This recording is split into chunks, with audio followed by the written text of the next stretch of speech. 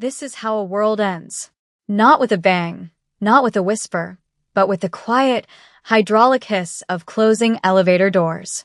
For Junho, the polished steel box was a microcosm of his life. Cold, efficient, and reflective in ways that made looking too closely an act of self-incrimination. The air was thick with a perfume he didn't recognize from home, a sweet, cloying scent of cherry blossoms and youthful indiscretion clinging to the girl beside him.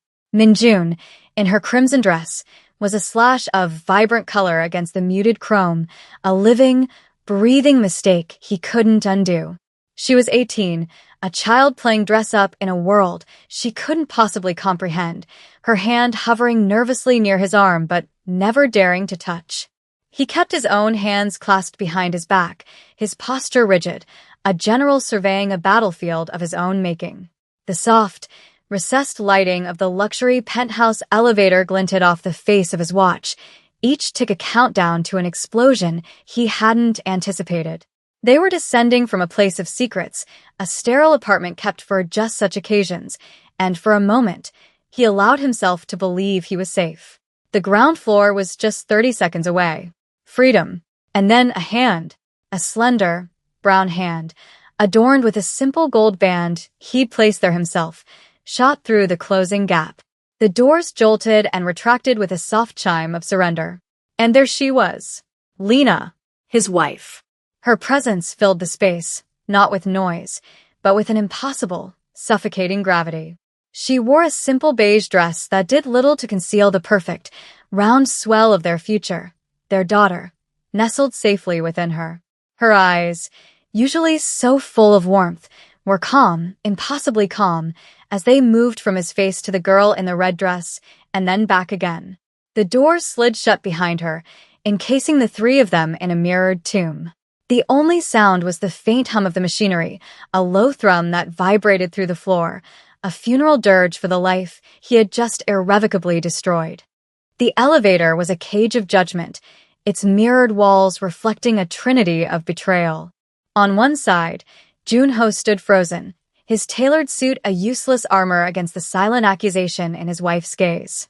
He was a man accustomed to control, to orchestrating violence and loyalty with the same detached precision, yet in this confined space, he was utterly powerless. His authority, a currency that bought fear and respect in the city's underbelly, was worthless here. Opposite him, Minjun seemed to shrink, the bold red of her dress now looking like a warning, a stain. She stared at her own reflection as if seeing a stranger, her youth a fragile, brittle thing. She was a doll, beautiful and breakable, caught in the gears of a machine far older and more complex than she was. But it was Lena who commanded the room. She didn't need to raise her voice or shed a tear. Her power was in her stillness. She leaned against the cool brass railing, one hand resting protectively over her swollen abdomen, an anchor in a violently shifting sea. Have you ever seen a storm gather in complete silence? It's a terrifying sight. The air grows heavy, the light changes, and you know, with primal certainty, that something devastating is about to break.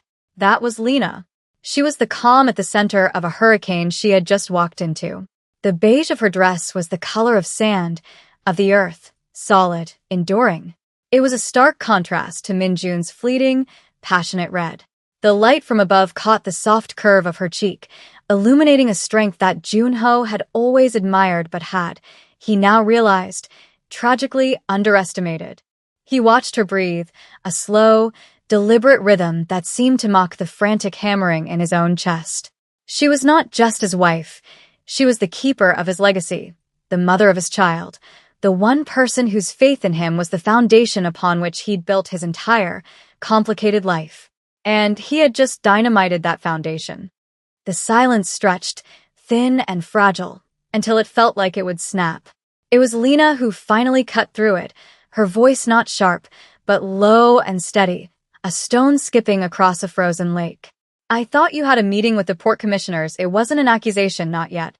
It was a fact, a piece of their shared reality. She was holding up to the light, inspecting it for cracks. The mundane detail of it was a masterful stroke of cruelty, grounding the surreal horror of the moment in the simple, everyday lie he had told her just that morning. Yon hoesiaf taitend. He could feel Minjun's terrified gaze on him, seeking a cue, a line, some direction in this scene she hadn't rehearsed. He gave her none. His focus was entirely on Lena. It was postponed. The words were gravel in his throat, a pathetic shovelful of dirt on a gaping grave. He saw the flicker in Lena's eyes, not of anger, but of something far worse, disappointment. It was the look of a person who had expected better, who had held a version of him in her mind that was noble and true, and was now watching it crumble into dust. She knew. Of course she knew. He had been careless, arrogant, blinded by the ease of his deceptions. He had mistaken her trust for ignorance. Postponed, she repeated softly, the word hanging in the air like smoke. She took a small step forward, her movement fluid and deliberate. The elevator felt impossibly smaller. Her gaze drifted to Minjun, a slow, clinical assessment that stripped the girl of her youthful allure, leaving only a frightened child in an ill-fitting dress. Minjun flinched, her eyes darting to the floor indicator as if praying for a swift escape. But there was no escape. They were locked in this moment together, hurtling downwards in a state of suspended animation. As if summoned by the escalating tension, the elevator gave a sudden, violent lurch and shuddered to a halt. The lights flickered once, twice, then stabilized, casting the three figures in a stark, unforgiving glare. A low, mechanical groan echoed from above, followed by an unnerving silence. They were trapped, not just by the circumstances, but by four walls of polished steel, suspended somewhere between the sky and the earth. Minjun let out a small, terrified gasp, her hand flying to her mouth. For Junho, the mechanical failure was a physical manifestation of his own internal collapse. The control he so meticulously maintained had shattered, both in his life and in this metal box. Lena, however, seemed unaffected by the sudden stop. Her hand remained on her belly, a gesture of primal, maternal protection. It was a silent, powerful declaration. This is what matters. This is the life you have jeopardized. The breakdown of the elevator stripped away the final pretense of civility. They were no longer just three people sharing an awkward ride. They were prisoners in a cell of his design. Lena finally turned her full attention back to him, her voice losing its earlier restraint, replaced by a cold, sharp edge. Don't lie to me anymore, Junho. Who is she? The question was a blade, direct and unavoidable. There was no room for evasion, no space to maneuver. The mirrored walls threw their images back at them from every angle. The guilty husband, the terrified mistress, the betrayed wife. A hideous, inescapable triptych of his failure. He could see his own reflection over Lena's shoulder, a man he barely recognized, his expression a mask of strained composure. He looked at the girl cowering in the corner, her vibrant dress now a flag of surrender. Then he looked at his wife, the mother of his unborn child, her eyes demanding the truth he had so cowardly withheld. It was a trial, and he was the only one on the stand. The truth did not come in a flood, but in a slow, agonizing trickle. Each word a stone he was forced to swallow. She works at the club, he said, his voice a low rasp. It was a pathetic, partial truth, an attempt to minimize, to categorize. He was framing Minjun as a transactional folly, a simple mistake of the flesh. But Lena would not allow him such an easy escape. She knew him too well. She knew the cold pragmatism that governed his world, but she also knew the hidden currents of sentimentality he tried so desperately to conceal. The club, Lena repeated, her tone laced with a weary irony. Of course. Is that what they call the apartments on the 34th floor now? A club? Her knowledge was a physical blow. She hadn't just suspected. She had investigated. The thought of her, heavy with his child, piecing together the sordid details of his betrayal, the receipts, the late nights, the fabricated meetings, sent a wave of shame through him so profound it almost buckled his knees. It was then that Minjun, finding some small, desperate sliver of courage, decided to speak. Her voice was thin, reedy, the sound of a frightened bird. He told me you didn't love him anymore, she whispered, her words directed at Lena. He said you were only staying together for the baby. The revelation landed in the silent elevator with the force of a bomb. It was a lie more damaging than the affair itself. He hadn't just cheated on his wife. He had rewritten their history, erased their love, and used their unborn child as a prop in his tawdry little drama. Lena's head snapped toward him, her calm finally, terrifyingly, breaking. The hurt in her eyes was so raw, so deep, it was like looking into an open wound. He had not only broken her trust, he had desecrated their memory. He had taken the sacred narrative of their life together and twisted it into a cheap lie to seduce a child. The dam of Lena's composure finally broke, but it wasn't a torrent of rage. It was something far more devastating. A single tear traced a path down her cheek, a silent, liquid testament to her pain.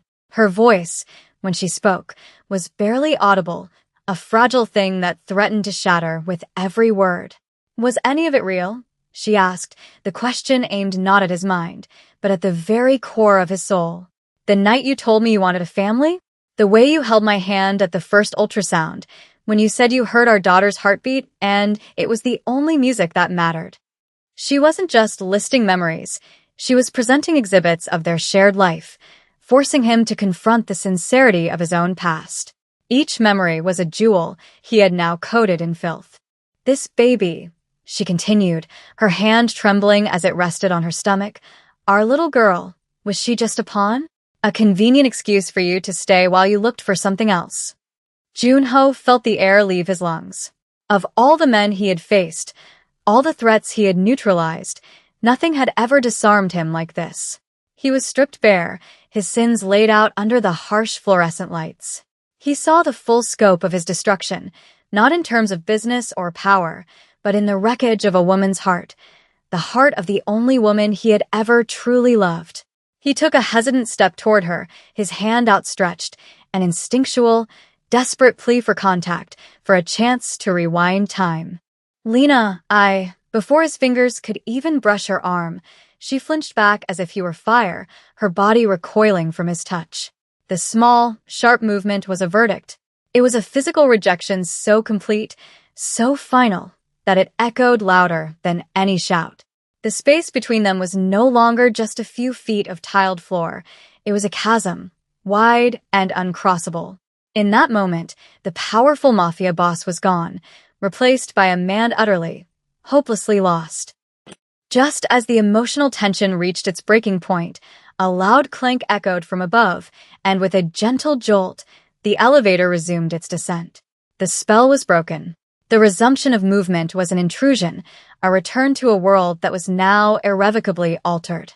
The low hum of the machinery filled the suffocating silence, providing a mundane soundtrack to their fractured lives. The three of them retreated into their own private worlds, the mirrored walls now reflecting only their isolation. Junho stared at his own image, but he didn't see the man he presented to the world. He saw the hollowed-out eyes of his father, a man who also had a talent for breaking the things he loved. He saw the lie he had become, a man who preached loyalty while practicing deceit.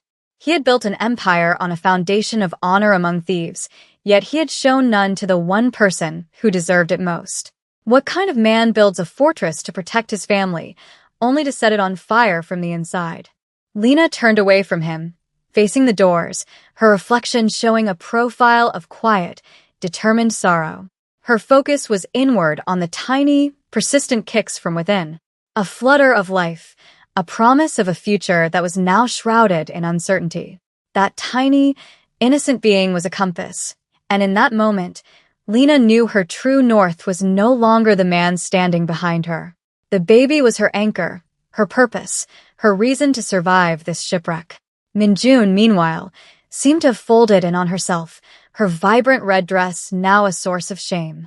She stared at the polished floor, at the reflection of the descending floor numbers, wishing them to move faster, to deliver her from this waking nightmare. The glamour of being with a powerful man had evaporated, leaving behind a sticky, bitter residue of humiliation. She wasn't a femme fatale, she was collateral damage, a foolish girl who had mistaken a predator's attention for affection. The descent was only a few more seconds, but it felt like an eternity. Each floor they passed a milestone marking the end of a life they had once known.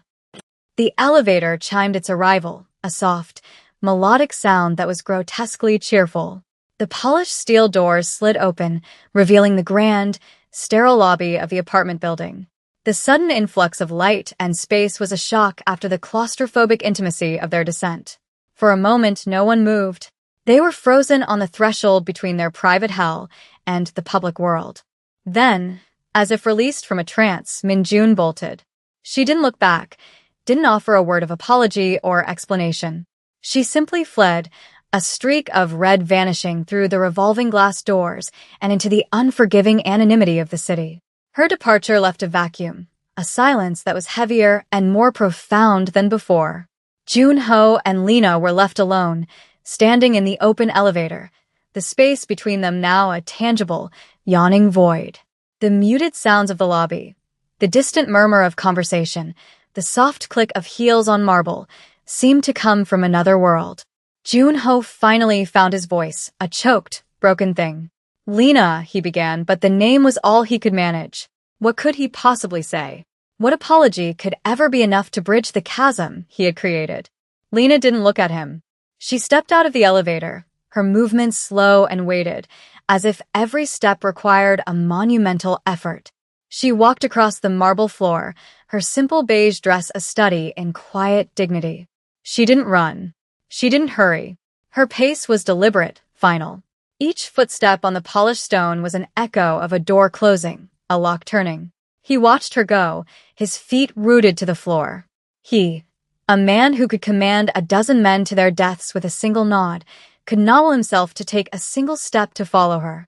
He watched until she disappeared through the same doors as the other woman, leaving him alone with the reflection of his own failure in the cold, unforgiving steel.